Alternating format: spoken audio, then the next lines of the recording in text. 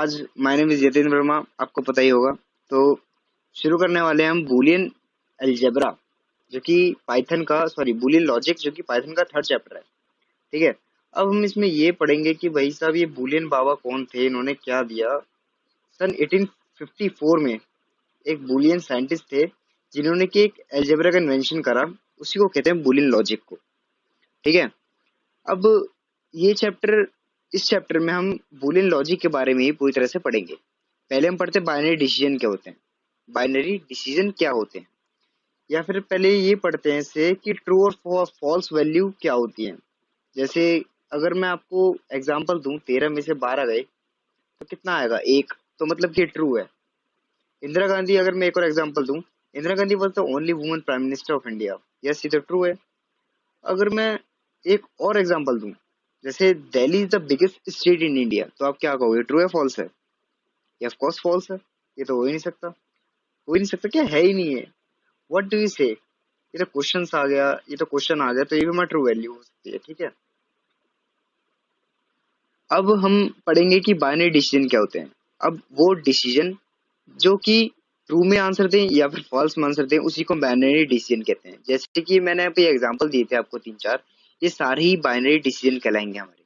ठीक है, कंप्यूटर की लैंग्वेज में कह रहा हूँ मैं, बाइनरी डिसीजन कहलाएंगे, क्योंकि बाइनरी नंबर पता ही होगा, हमारे कंप्यूटर की लैंग्वेज के नंबर है जो कि वो समझता है। आगे हम पढ़ते हैं इसका ट्रूथ टेबल क्या होता है। अब ट्रूथ टेबल से पता लगा होगा सच्चाई वाला कोई टेबल होता होगा भाई साहब, पर इसमें थोड़ा अलग है, क्योंकि इस टेबल से ही ना हमारे बहुत आगे के क्वेश्चंस भी बहुत सारे सॉल्व होंगे। तो हम इस टेबल को ध्यान से समझना है होता क्या है ये। ठीक है, पहले इसकी डेफिनेशन पढ़ते हैं हम ध्यान से। ये रही, it is a table which represent all the possible values of the logical variables. ठीक है, along with all the possible results of the given combination of values. मैंने एक तरह से डेफिनेशन यहाँ लिख दी थी ताकि बच्चों को थोड़ा अच्छा लगे देखने से। ये एक्चुअली में ट्रूथ टेबल जो है हमारा ये है, ये रहा, ये रहा भाई साहब हमारा ट्रूथ टेबल। इसमें हमें क्या करना होगा कि एक तो एक्स का बनाना होगा और एक वाई का बनाना होगा, और एक यहाँ पे एक रिजल्ट आर बना देना है। ठीक है। अब हमें एक्स में क्या करना है कि यहाँ पे अगर चार ब्लॉक हैं, या कि हम कह सकते हैं चार रो हैं, एक दो तीन और एक है चार, चार रो हैं, तो हम यहाँ पे दो वन लिखेंगे और दो जीरो लिखेंगे एक्स वाले में।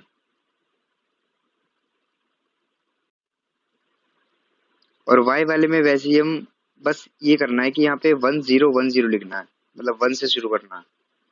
अब देखो, जहाँ भी वन वन आएगा ना, उसका आंसर हमारा वन ही होएगा। एक तरह से मल्टीप्लीकेशन कर दो, वन वन जा वन, वन जीरो से क्या होता है जीरो, जीरो वन जा जीरो,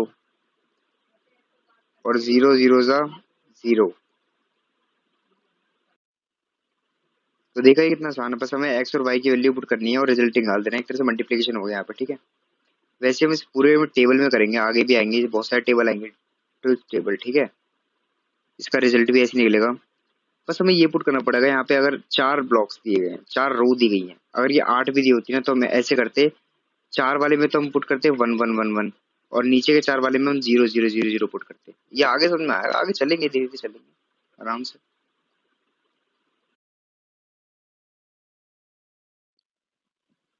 अब टोटोलॉजी से और फॉलिसी से पढ़ने से पहले हम लॉजिकल स्टेटमेंट के बारे में समझते हैं।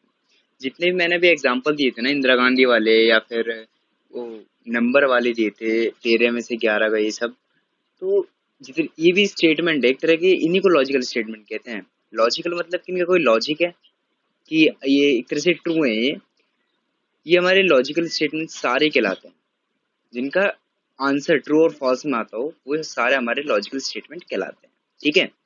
अब टोटोलॉजी होता क्या है? अब टोटोलॉजी वो होता है जिन स्टेटमेंट का आंसर सिर्फ और सिर्फ ट्रू में आता हो, उन्हीं को हम टोटोलॉजी स्टेटमेंट कहते हैं। अब फैलेसी क्या होता है? अब फैलेसी के नाम से पता चल रहा है भाई फॉल्स, तो मतलब कि जितने भी लॉजिकल स्टेटमेंट का आंसर जीरो आता है वो हमारे फैलेसी कहते हैं। समझ गए?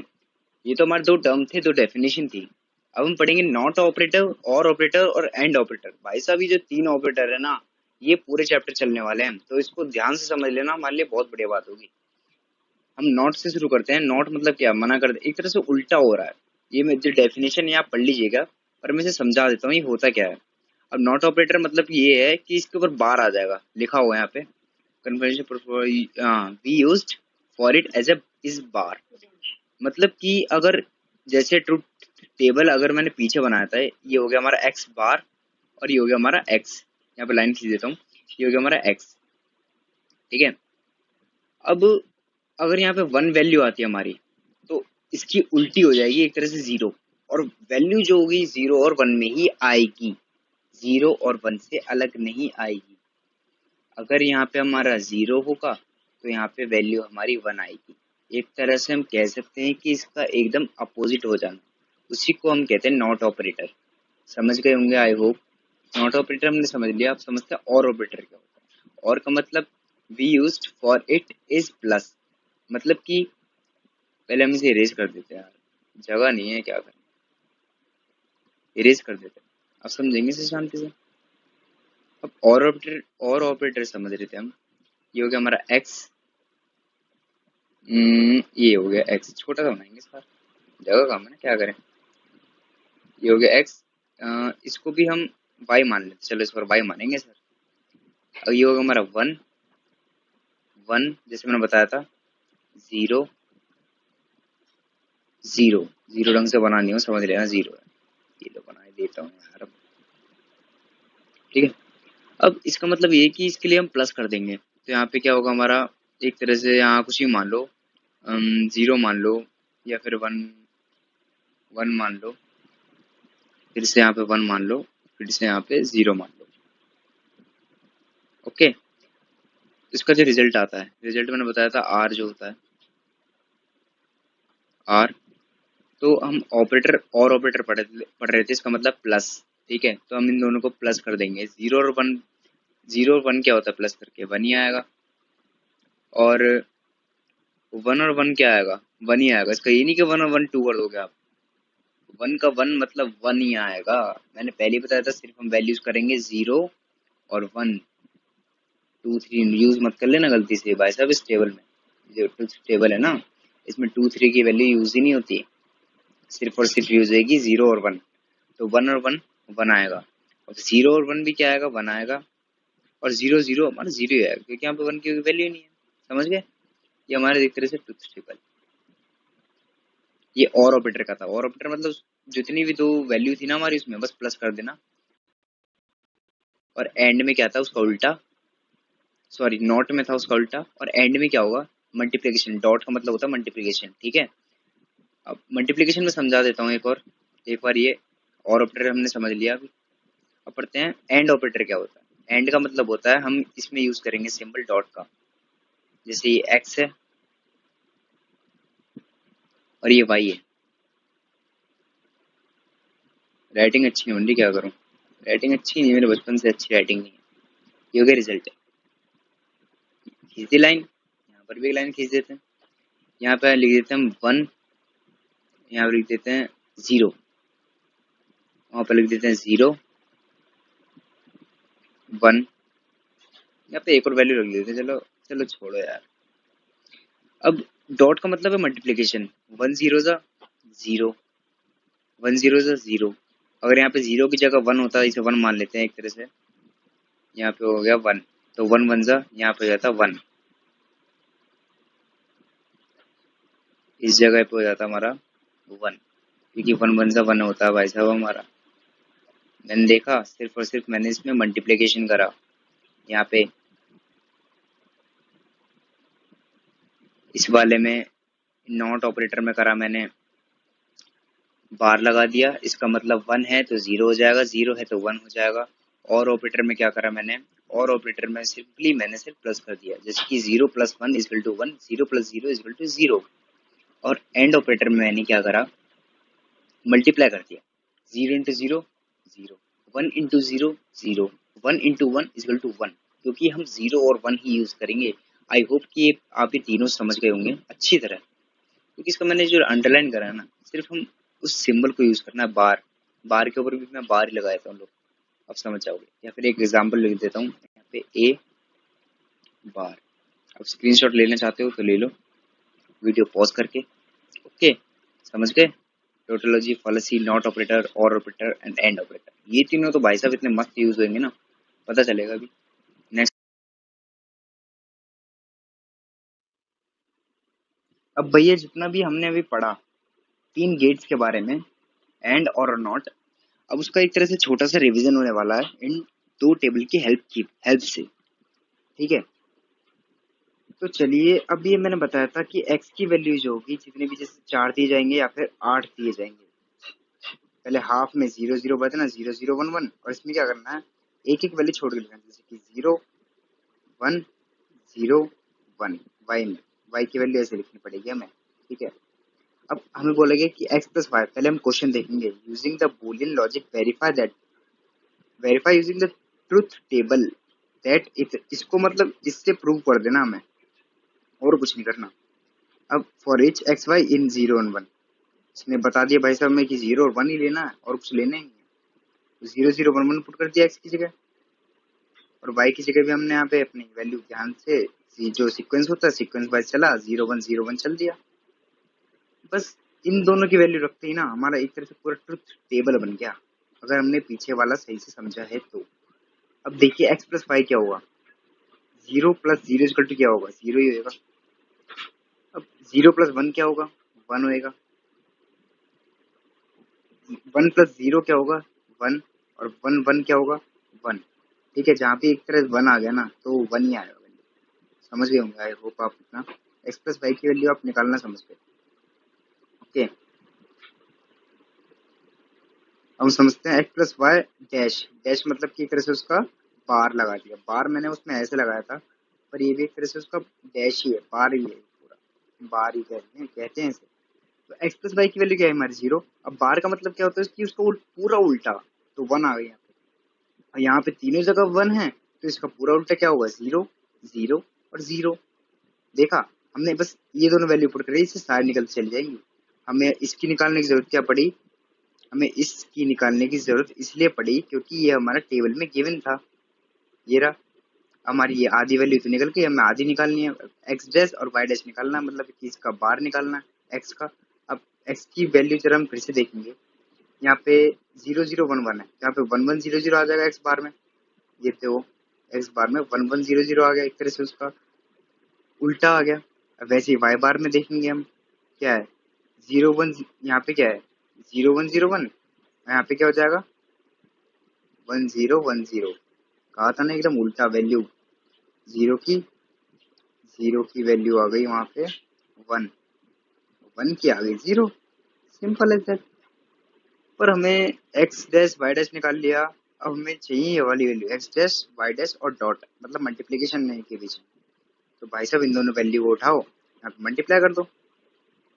ठीक है, 1 1 जा 1, 1 0 जा 0, 0 1 जा 0, और 0 0 जा 0, सिंपल।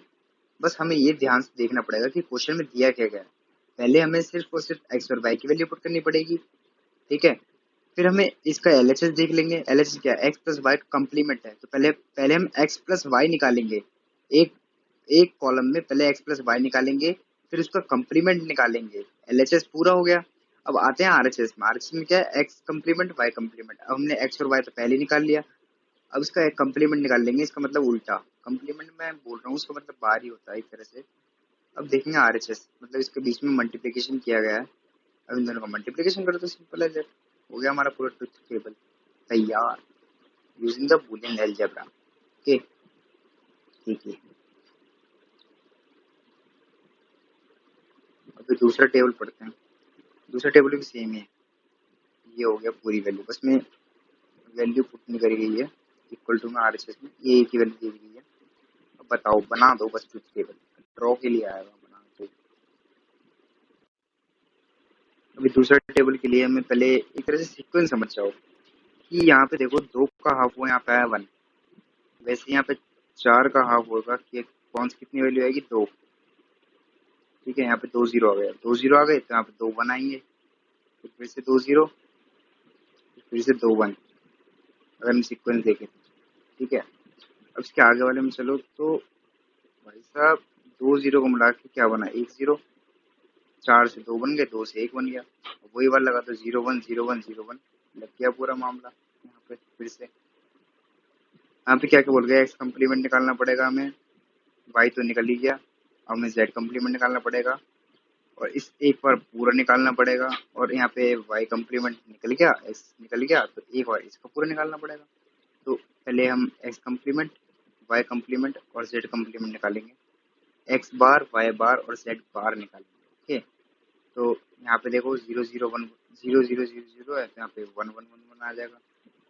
एक तरह से उसको उल्टा कर दिएगा, इस 0 0 1 1 0 0 1 1 है, यहाँ पे आ जाएगा 1 1 0 0 1 1 0 0 उल्टा।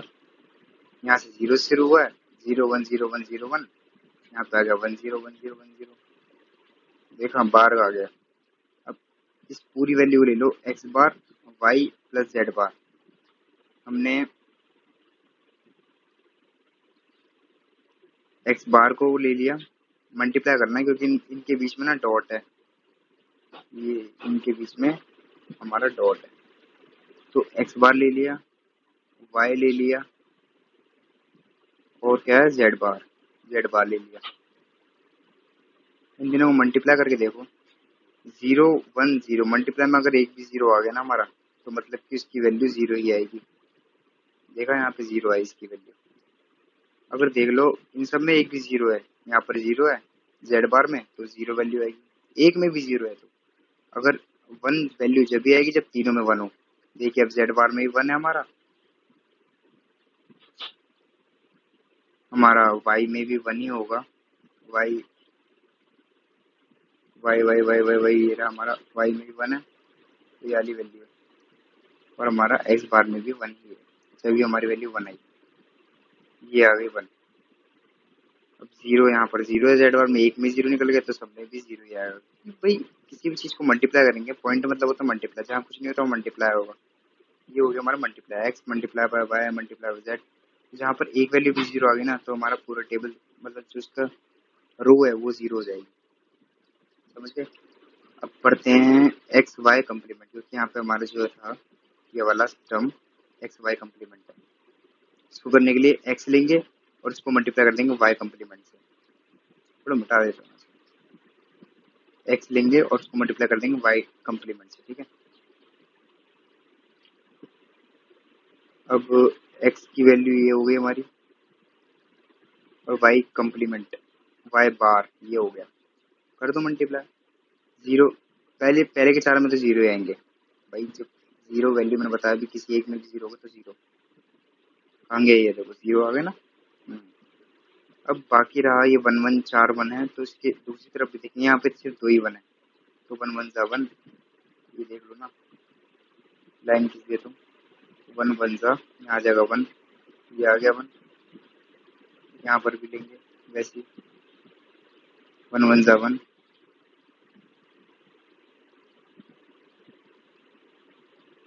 टेढ़ा मेढ़ा हो गया, 1 0 जा 0 1 0 जा 0,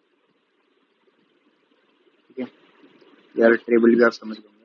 अब क्या करना है हमें कि लास्ट वैल्यू ये भी निकल गया, जैसे कि बताता हूँ अभी, हमारा ये वाला साइड निकाल दिया हमने, कहाँ है भाई साहब, ये रही, ये साइड भी निकाल दिया हमने, ये रही।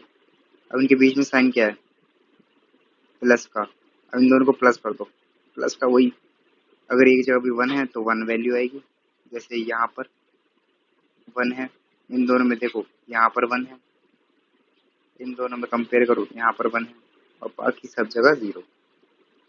इस पूरा निकाल देना हमें, शुरुआत उसी से करनी है, पहले शुरुआत करनी है 3 चीज़ों से, एक्स वाई जेड। तो इसको अगर 3 वैल्यू दी गई है यहाँ पे, कहीं एक्स दी हो तो आप जेड का निकाल दो। फिर हमें निकालना है एक्स कम्प्लीमेंट वाई बार और जेड बार का, एक्स बार वाई बार और जेड बार का, ये तीनों में निकाल लिए। फिर हमें इसकी हाफ ऑफ वैल्यू निकालनी है, जैसे हाफ ये और हाफ ये, ठीक है। फिर इन दोनों को प्लस कर देना, सिंपल, मतलब छोटे छोटे पार्ट से चलना है, फिर बाद में बड़ा उसको जोड़ देना। ये होता है हमारा ट्रुथ टेबल। क्या आ जाएगा आपके 5 मार्क्स का आएगा, पेपर में आएगा भी, तो इम्पोर्टेंट है, बहुत इंपॉर्टेंट है, कर लेना।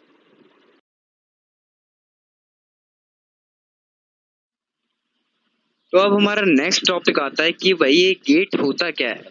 अब बूलियन लॉजिक में गेट कुछ अलग होता होगा, वो तो नहीं होता होगा हमारा दरवाजे वाला गेट, नहीं सर वो नहीं है बिल्कुल भी। तो गेट होता क्या है कि एक इलेक्ट्रॉनिक सर्किट है जो कि 3-4 इनपुट इनपुट सिग्नल को लेके एक आउटपुट सिग्नल प्रोड्यूस कर देता है। अगर हम एग्जांपल के तौर पर अगर एक चीज लें, जैसे मैंने मैथ का एक क्वेश्चन दे दिया सॉल्व करने के लिए, भाई 8+2 डिवाइड बाय 3 × 4, तो गेट हमारा क्या करेगा, इन सारे सिग्नल्स को लेगा और इसको सिर्फ एक आउटपुट सिग्नल में प्रोड्यूस कर देगा जो कि इसका एक आंसर होएगा, समझे। बस गेट का यही काम होता है। अब ये होते कौन से हैं, अब हमने टेबल पढ़ा था ट्रुथ टेबल, ये उस पर डिपेंड होगा पूरी तरह। नॉट गेट आ गया, और गेट आ गया, और तीसरा आएगा हमारा एंड गेट। भाई ये कुछ नाम तो जाने पहचाने से, बिल्कुल जाने पहचाने, क्योंकि हमने बिल्कुल अभी अभी पढ़ के आए हैं कि होते क्या है। अब नॉट गेट क्या होता है, मैंने बताया था कि उसके ऊपर एक बार लग जाता है किसी भी वैल्यू के ऊपर कि उसका अपोजिट हो जाता है। ओके, उसका अपोजिट हो जाता है मतलब कि उसके ऊपर एक कंप्लीमेंट का साइन आ जाता है। जैसे यहाँ पे x की वैल्यू अगर 1 है तो इसका बार, सॉरी यहाँ पे हम x लिखते हैं और यहाँ पे लिखते हैं हम x बार,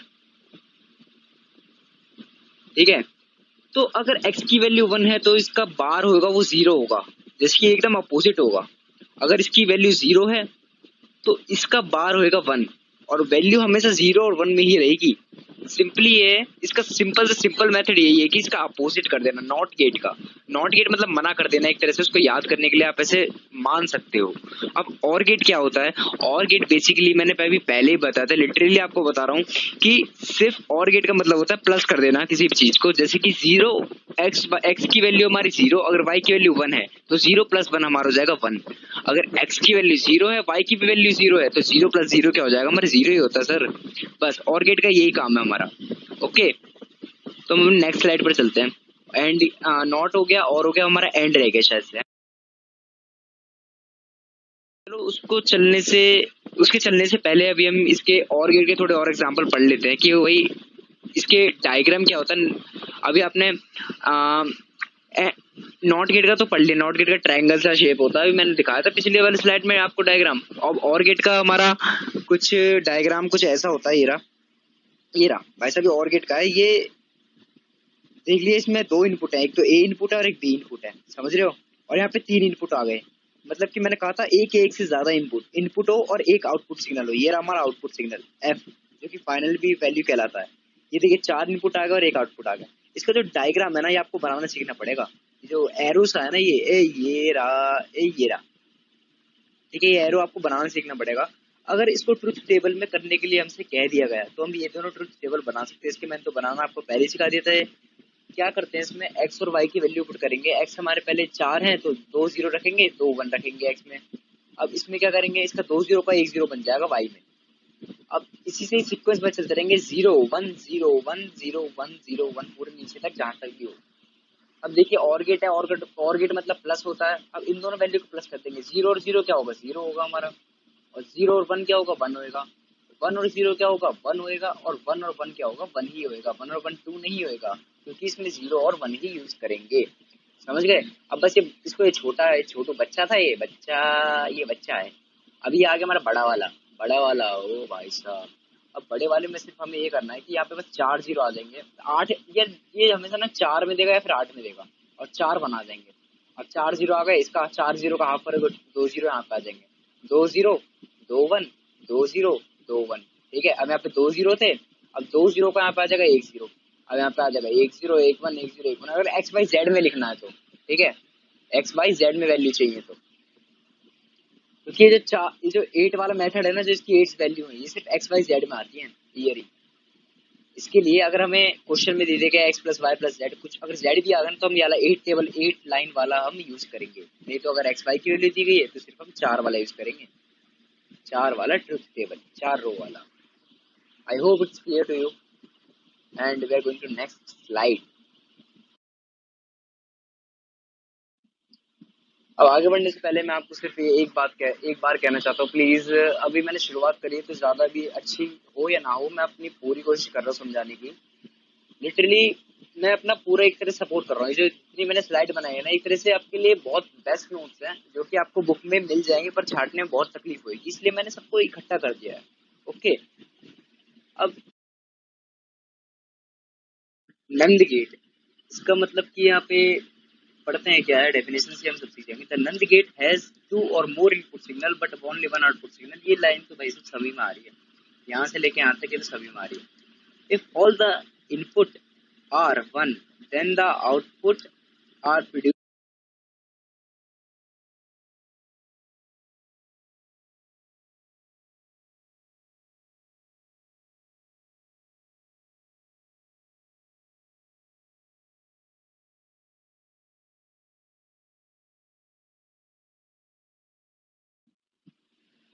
तो अब आता है हमारे नॉर गेट। अब भाई ये कौन सी नई वाला है, इसमें तो no and nor not not भी आ गया और भी आ गया।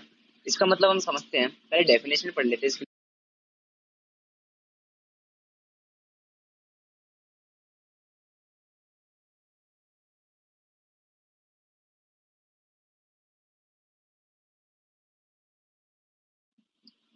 अब आगे बढ़ने से पहले मैं आपको सिर्फ ये एक बार कहना चाहता हूँ प्लीज। अभी मैंने शुरुआत करी है तो ज्यादा भी अच्छी हो या ना हो, मैं अपनी पूरी कोशिश कर रहा हूँ समझाने की। लिटरली मैं अपना पूरा एक तरह सपोर्ट कर रहा हूँ। जो इतनी मैंने स्लाइड बनाई है ना, एक तरह से आपके लिए बहुत बेस्ट नोट्स हैं जो कि आपको बुक में मिल जाएंगे, पर छाटने में बहुत तकलीफ होगी, इसलिए मैंने सबको इकट्ठा कर दिया है। ओके, अब आपको सिर्फ ये काम करना है कि बस थोड़ा सा मेरा साथ देना है, इसको सब्सक्राइब कर लो और लाइक बटन दबा दो। ओके, लाइक और घंटा बटन दबा दो, घंटा वाला होता है ना, उसको दबा दो। बस मेरे लिए इतनी हेल्प आपके लिए काफी है। सॉरी, आपको मेरे लिए काफी है इतनी हेल्प, ठीक है। और कमेंट भी कर देना अगर कोई चीज में कमी है, तो मैं आपको उसे अगली वीडियो में पक्का उसे अलग तरीके से बताने की कोशिश करूंगा पूरी। ओके, तो हम एंड गेट पढ़ते हैं। एंड गेट मतलब मैंने बताया था, एंड गेट मतलब होता है मल्टीप्लाई। अब मल्टीप्लाई में सर क्या होता है कि ये रही हमारी वैल्यू, चार वाला है, मतलब इसमें एक्स और वाई दी गई है सिर्फ हमें वैल्यू। तो 0 0 1 1 वैसे ट्रुथ टेबल वही सब एक जैसा है, 0 1 0 1। अब क्या करना है, एंड गेट है मतलब मल्टीप्लाई है, तो 0 0 सा 0। अब इसमें एक भी जीरो आ जाएगा, वैल्यू जीरो है। 0 1 सा 0, 1 0 सा 0, 1 1 सा 1। बस यहाँ पे सिर्फ एक ही बनाएगा हमारा, ये रहा बना हमारा एक। ओके, अब ये बड़ा वाला आ गया, ये छोटू था। छोटू चला ये रहा भाई साहब, उंगली दिखा रहा है, ये दिखा रहे हैं हाथ, ये मेरे हाथ है। अब ये हो गया छोटू वाला टेबल। अब ये हो गया बड़ू वाला टेबल। बड़ू वाला टेबल मतलब कि इसमें तीन वैल्यू दी जाएगी हमारी, एक्स वाई और जेड। मतलब कि एक तरह से कह सकते हैं हम कि इसमें हमको तीन इनपुट दिए जाएंगे और एक हमें आउटपुट देना है। समझ गए? अब करते हैं चलो भाई। 4 0 4 1, 4 0 4 1, ये हो गया। अब चार का हाफ क्या होगा, 4 0 का 2 0, 0 0 1 1 0 0 1 1। अब करोगे ना अपने आप सीख जाओगे। 0 1 0 1 0 1 0 1।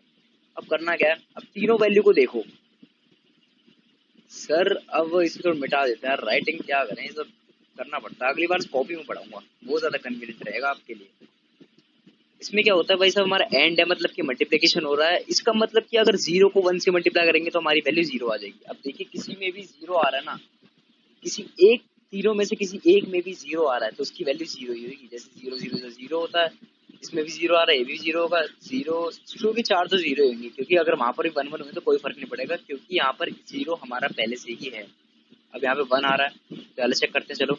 1 0 0 0 आ गए तो 0 आंसर आएगा, क्योंकि 0 1 से 0 होता है। 1 0 1 ये भी 0 आएगा, 1 1 0 ये भी 0 आएगा, और 1 1 1। देखिए इसमें तीनों 1 है तो 1 1 1 इक्वल टू 1। ठीक है, इसमें 1 आएगा सिर्फ। यह हमारा हो गया ट्रुथ टेबल इसका एंड गेट का। भाई साहब हाथ नहीं काटूंगा मैं अपना, हाथ तो भाई साहब जान है, ये देखो मैंने हाथ घुमा दिया। समझ गए? ये हो गया हमारा ट्रुथ टेबल। अब इसका डायग्राम कैसा होता है, डायग्राम आपको एक तरह से याद कर लेना। इसका डायग्राम होता है, दो इनपुट प्रोवाइड कर दिया हमने, ए और बी। इसके लिए दो इनपुट के लिए हम ये वाला ट्रुथ टेबल बनाएंगे, ये वाला। अगर हमें तीन इनपुट दे दिए तो हम ये वाला ट्रुथ टेबल बनाएंगे भाई साहब, 8 वाला, क्योंकि इसमें एक्स वाई जेड, अगर इसको हम एक्स मान लें, इसको वाई मान लें और इसको जेड मान लें, तो हम ये वाला टेबल यूज करेंगे। अगर हमें चार दे दिए जाए तो हम क्या करेंगे कि भाई साहब 5 0 लगा देंगे। समझ रहे हो? 5 0 5 1 5 0 5 1, ऐसे ऐसे करके एक ट्रुथ टेबल बन जाएगा, इजीली बन जाएगा। पर 5 0 वाला में कभी भी आता ही नहीं है, हमेशा ये पूछा जाएगा एक तो 8 वाला, 8 रो वाला, और एक 4 रो वाला। समझ गए? एक तो ये 8 वाला पूछा जाएगा और 4 वाला, तो इसलिए मैं आपको वो पढ़ा नहीं रहा हूँ, जो कि ये वाला डायग्राम है। ये इतना इंपॉर्टेंट नहीं है, बस समझाने के लिए डायग्राम बताया गया है कि एक से ज्यादा इनपुट हो सकते हैं और आउटपुट हमेशा एक ही रहेगा। समझ गए? So I hope it is clear to you, and we are going to next slide.